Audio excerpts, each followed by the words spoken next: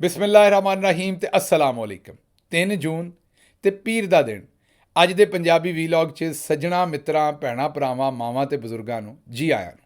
ਅੱਜ ਤੁਹਾਡੇ ਨਾਲ ਜਿਹੜੀਆਂ 4-5 ਗੱਲਾਂ ਸਾਂਝੀਆਂ ਕਰਨੀਆਂ ਨੇ, ਉਹਨਾਂ 'ਚੋਂ ਸਭ ਤੋਂ ਪਹਿਲੀ ਗੱਲ ਹੈ 1992 ਦਾ ਵਰਲਡ ਕੱਪ ਤੇ ਕੌਮ ਦੀ ਗਲਤਫਹਿਮੀ। ਹਾਂਜੀ, ਤੁਹਾਨੂੰ ਪਤਾ ਹੈ ਕਿ 30-32 ਵਰ੍ਹੇ ਪਹਿਲਾਂ ਪਾਕਿਸਤਾਨ ਨੇ ਕ੍ਰਿਕਟ ਦਾ ਆਲਮੀ ਕੱਪ ਜਿੱਤਿਆ ਸੀ, ਆਲਮੀ ਚੈਂਪੀਅਨ ਬਣਿਆ ਸੀ ਪਾਕਿਸਤਾਨ।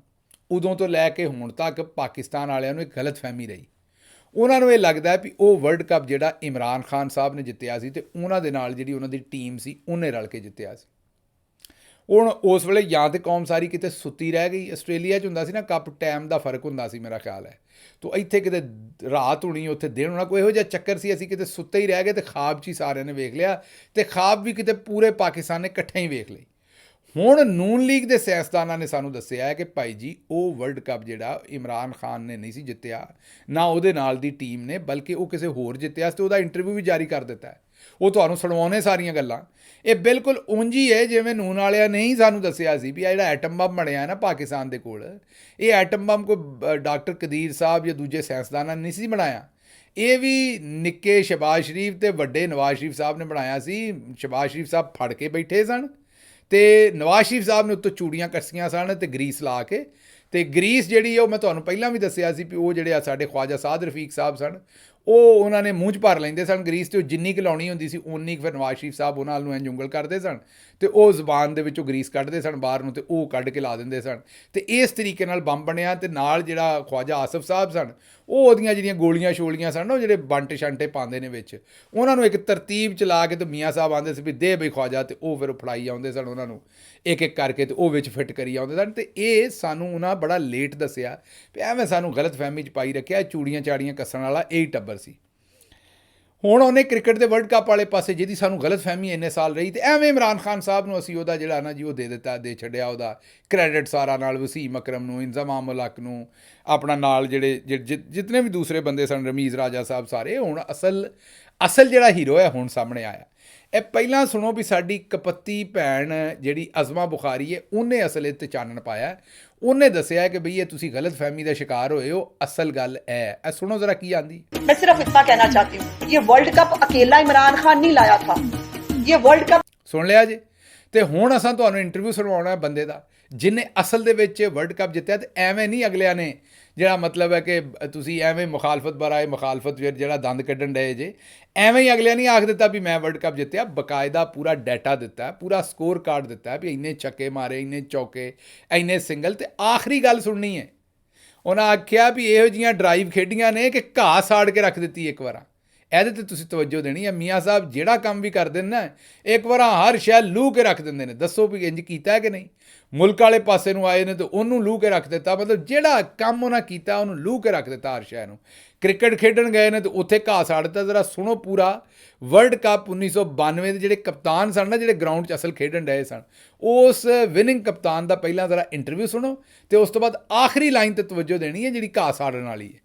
मैंने 5 छक्के मारे थे, तो मुझे 5 याद नहीं है, 5 मारे होंगे, शायद 2 मारे होंगे, लेकिन चौके काफी मारे थे मैंने। नॉट आउट रहा था, हाईएस्ट स्कोर मेरा था वहां पर।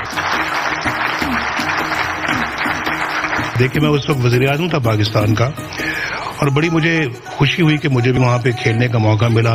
और सबसे ज्यादा ऐसी रोलिंग शॉट हो कि घास सड़ जाए, घास सड़ जाए। ਸੁਣਿਆ ਜੇ? ਮੇਰਾ ਨਹੀਂ ਖਿਆਲ ਇੱਥੇ ਹੁਣ ਮੈਂ ਕੋਈ ਤਬਸਰਾ ਕਰ ਸਕਦਾ, ਤੁਸੀਂ ਸੁਣ ਸਕਦੇ ਹੋ। ਅੱਗੇ ਹੀ ਤੁਰਦੇ ਹਾਂ। ਇਸ ਤੋਂ ਗਾਂ ਸਿਆਣੇ ਬੰਦੇ ਦਾ ਤਬਸਰਾ ਕਰਨ ਵਾਲੀ ਗੱਲ ਕੋਈ ਨਹੀਂ। ਕਿਤੇ ਸਾਡਾ ਚੈਨਲ ਵੀਲਾਗ ਸ਼ੀਲਾਗ ਤੁਹਾਨੂੰ ਤੁਹਾਡੇ ਮੋਬਾਈਲ ਫੋਨਾਂ ਨੂੰ ਨਾ ਲੂਹ ਕੇ ਰੱਖ ਦੇਣ ਮੀਆਂ ਸਾਹਿਬ। ਅੱਗੇ ਤੁਰਦੇ ਹਾਂ। ਅੱਛਾ ਜੀ, PTI ਨੇ ਰੈਲੀਆਂ ਕੱਢੀਆਂ ਨੇ ਕਾਫੀ ਦੇਰ ਤੋਂ ਬਾਅਦ, ਵੱਡੀ ਤਾਦਾਦ ਦੇ ਵਿੱਚ ਜਿਹੜੀਆਂ ਨਾ ਜੀ ਉਹ ਰੈਲੀਆਂ ਨਿਕਲੀਆਂ ਨੇ। ਤੇ ਉੱਥੇ ਅਵੈਸ ਯੂਨਸ ਤੇ ਦੂਸਰੇ ਸਾਰੇ ਹਲਕਿਆਂ 'ਚ, ਇੱਕ ਜਗ੍ਹਾ 'ਤੇ ਨਹੀਂ। ਖੈਰ ਅਵੈਸ ਯੂਨਸ ਔਰ MM ਟੀਮ ਜਿਹੜੀ ਹੈ ਲਾਹੌਰ ਦੇ ਵਿੱਚ PTI ਦੀ, ਇਹ ਤਾਂ ਬੜੀ ਦੇਰ ਤੋਂ ਰੈਲੀਆਂ ਕੱਢ ਰਹੀ ਹੈ। ਭਾਵੇਂ ਛੋਟੀ ਰੈਲੀ ਕੱਢੇ 50 ਬੰਦਿਆਂ ਦੀ, ਤੇ ਭਾਵੇਂ ਵੱਡੀ ਕੱਢੇ। ਬਹਰਹਾਲ ਮੁਸ਼ਕਿਲ ਤਰੀਨ ਹਾਲਾਤ 'ਚ ਵੀ ਮੁੰਡੇ ਨਿਕਲਦੇ ਰਹੇ ਨੇ, ਇਹਨਾਂ ਨੂੰ ਸਾਡੀ ਸ਼ਾਬਾਸ਼ ਹੈ। ਲੇਕਿਨ ਇਸ ਵਾਰੀ ਵੇਖਣ 'ਚ ਗੱਲ ਆਇਆ ਕਿ ਉਹ ਜਿਹੜਾ ਤੁਸੀਂ ਖੌਫ ਦਾ ਬੁੱਤ ਕਹੋ ਨਾ, ਤੇ ਟੁੱਟਦਾ ਜਾ ਰਿਹਾ। ਤੇ ਹੁਣ ਪੂਰੇ ਲਾਹੌਰ ਦੇ ਵਿੱਚ ਚੰਗੀਆਂ ਵੱਡੀ ਤਾਦਾਦ ਦੇ ਵਿੱਚ ਰੈਲੀਆਂ ਜਿਹੜੀਆਂ ਪੂਰੇ ਲਾਹੌਰ ਦੇ ਵਿੱਚ ਜਿਹੜੀਆਂ ਨਜ਼ਰ ਆਈਆਂ ਨੇ। ਇਹ ਇੱਕ ਖੁਸ਼ਾਇੰਦ ਗੱਲ ਹੈ। ਤੇ ਮੈਂ ਇਹ ਆਖਾਂਗਾ ਵੀ ਇਹ ਜਿਹੜਾ ਜ਼ੁਲਮ ਹੈ ਇਹ ਹੁਣ ਘਟਦਾ ਜਾ ਰਿਹਾ ਹੈ। ਜਾਂ ਦੂਸਰੇ ਲਫ਼ਜ਼ਾਂ ਦੇ ਵਿੱਚ ਜ਼ੁਲਮ ਤਾਂ ਨਹੀਂ ਘਟਦਾ ਜਾ ਰਿਹਾ, ਤੇ ਮੈਂ ਗਲਤ ਗੱਲ ਆਖਤੀ, ਮੀਨ ਜ਼ੁਲਮ ਦਾ ਡਰ ਘਟਦਾ ਜਾ ਰਿਹਾ ਹੈ ਤੇ ਆਵਾਮ ਹੁਣ ਤੰਗ ਪੈ ਗਈ ਹੈ ਇਸ ਜ਼ੁਲਮ ਤੋਂ ਤੇ ਬਾਹਰ ਨਿਕਲ ਰਹੀ ਹੈ। ਤੇ ਇਹ ਇੱਕ ਅੱਛਾ, ਮੈਂ ਆਖਾਂਗਾ ਵੀ ਆਉਣ ਵਾਲੇ ਦਿਨਾਂ ਦੇ ਵਿੱਚ ਇੱਕ ਅੱਛਾ ਪੈਗਾਮ ਕੌਮ ਵਾਸਤੇ ਹੈ ਕਿ ਬਾਹਰ ਨਿਕਲੋਗੇ ਤੇ ਗੱਲ ਬਣੇਗੀ। ਅੱਛਾ ਜੀ, ਅਗਲਾ ਜਿਹੜੀ ਤੁਹਾਡੇ ਸਾਹਮਣੇ ਖਬਰ ਰੱਖਣੀ ਉਹ ਇਹ ਹੈ ਜੀ ਕਿ ਜੇਲ੍ਹ ਦੇ ਵਿੱਚ ਇਮਰਾਨ ਖਾਨ ਨੂੰ ਜ਼ਹਿਰ ਦਿੱਤਾ ਜਾ ਸਕਦਾ ਹੈ।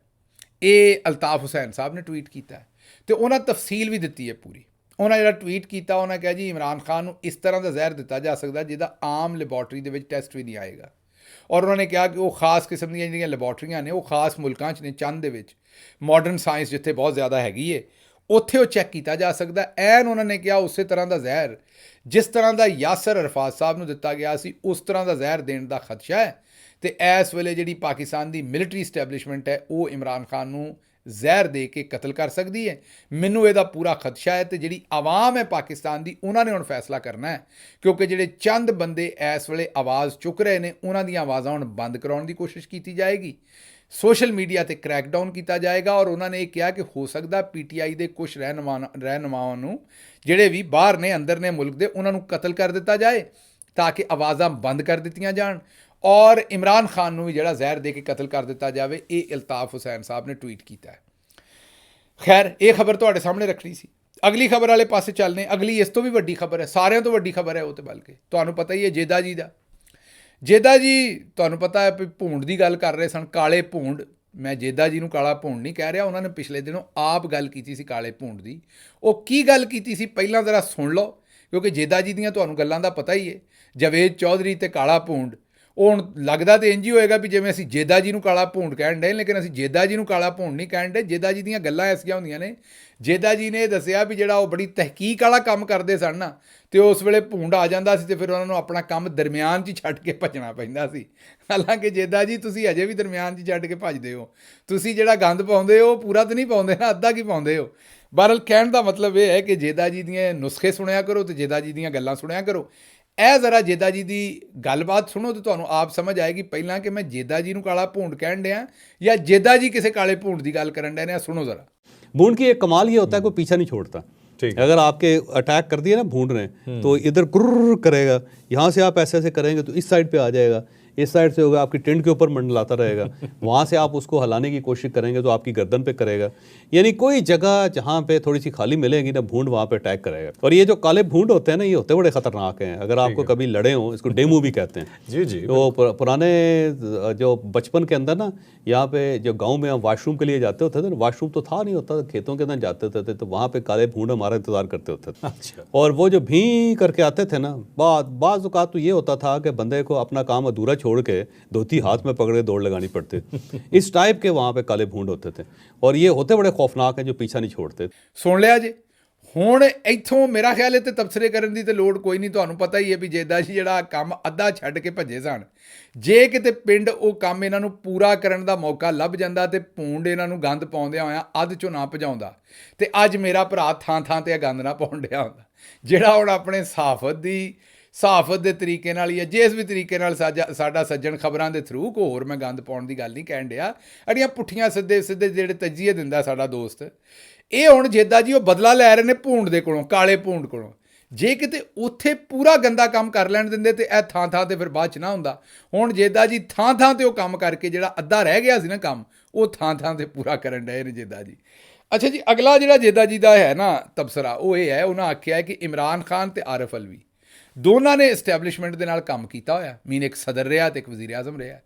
ਉਹਨਾਂ ਦੋਵਾਂ ਨੂੰ ਪਤਾ ਹੈ ਕਿ ਇਸਟੈਬਲਿਸ਼ਮੈਂਟ ਨੂੰ ਯਾਹਿਆ ਖਾਨ ਤੇ ਹਮੂਦ ਰਹਿਮਾਨ ਕਮਿਸ਼ਨ ਰਿਪੋਰਟ ਦਾ ਨਾਂ ਲਈਏ ਨਾ ਤੇ ਗੁੱਸਾ ਆਉਂਦਾ। ਕਹਿਣ ਦਾ ਮਤਲਬ ਇਹ ਹੈ ਕਿ ਉਹਨਾਂ ਆਖਿਆ ਵੀ ਇਹ ਇਸਟੈਬਲਿਸ਼ਮੈਂਟ ਦੀ ਛੇੜ ਹੈ ਤੇ ਇਹ ਹੁਣ ਇਮਰਾਨ ਖਾਨ ਤੇ ਆਰਿਫ ਅਲਵੀ ਇਸਟੈਬਲਿਸ਼ਮੈਂਟ ਨੂੰ ਤੰਗ ਕਰਨ ਵਾਸਤੇ, ਤਕਲੀਫ ਦੇਣ ਵਾਸਤੇ, ਜਿਵੇਂ ਭੂੰਡ ਨੇ ਤਕਲੀਫ ਦਿੱਤੀ ਸੀ ਜੇਦਾ ਜੀ ਨੂੰ। ਜੇਦਾ ਜੀ ਜਿਹੜੇ ਨੇ ਨਾ, ਉਹ ਇਹ ਕਹਿਣਾ ਚਾਹ ਰਹੇ ਨੇ ਕਿ ਜਿਸ ਤਰ੍ਹਾਂ ਉਹਨਾਂ ਨੂੰ ਉੱਥੇ ਪਿੰਡ ਤੰਗ ਕੀਤਾ ਸੀ ਭੂੰਡ ਨੇ, ਇਸ ਤਰੀਕੇ ਨਾਲ ਆਰਿਫ ਅਲਵੀ ਸਾਹਿਬ ਜਿਹੜੇ ਨੇ ਉਹ ਇਸਟੈਬਲਿਸ਼ਮੈਂਟ ਨੂੰ ਤੰਗ ਕਰ ਰਹੇ ਨੇ ਤੇ ਤਕਲੀਫ ਪਹੁੰਚਾ ਰਹੇ ਨੇ, ਕਿਉਂਕਿ ਆਰਿਫ ਅਲਵੀ ਸਾਹਿਬ ਨੂੰ ਪਤਾ ਹੈ ਕਿ ਹਮੂਦ ਰਹਿਮਾਨ ਕਮਿਸ਼ਨ ਦੀ ਤੇ ਜਿਹੜੀ ਹੈ ਨਾ ਰਿਪੋਰਟ ਤੇ ਯਾਹਿਆ ਖਾਨ ਤੇ ਗੱਲ ਕਰੋ ਤੇ ਤੰਗ ਹੁੰਦੇ ਨੇ। ਹੁਣ ਤੁਸੀਂ ਸਮਝੇ ਹੋ ਨਾ ਕਿ ਜੇ ਜੇਦਾ ਜੀ ਪਿੰਡ ਦੇ ਵਿੱਚ ਕੰਮ ਕਰਨ 'ਚ ਕਾਮਯਾਬ ਹੋ ਜਾਂਦੇ ਤੇ ਇਹੋ ਜਿਹੇ ਤਜਜ਼ੀਏ ਜਿਹੜੇ ਉਹ ਨਾ ਦਿੰਦੇ। ਅੱਛਾ ਜੀ, ਅਗਲੀ ਖਬਰ ਜਿਹੜੀ ਹੈ ਉਹ ਤੁਹਾਡੇ ਪੈਟਰੋਲੀਅਮ ਦੇ ਮਿਨਿਸਟਰ ਨੇ ਮੁਸੱਦਕ ਮਲਿਕ ਸਾਹਿਬ। ਉਹਨਾਂ ਨੇ ਕੋਈ ਪਿਛਲੀ ਜਦੋਂ 16 ਮਹੀਨਿਆਂ ਦੀ ਇਹਨਾਂ ਦੀ ਹਕੂਮਤ ਸੀ ਉਹਦੇ ਵਿੱਚ ਇੱਕ ਐਲਾਨ ਫਰਮਾਇਆ ਸੀ।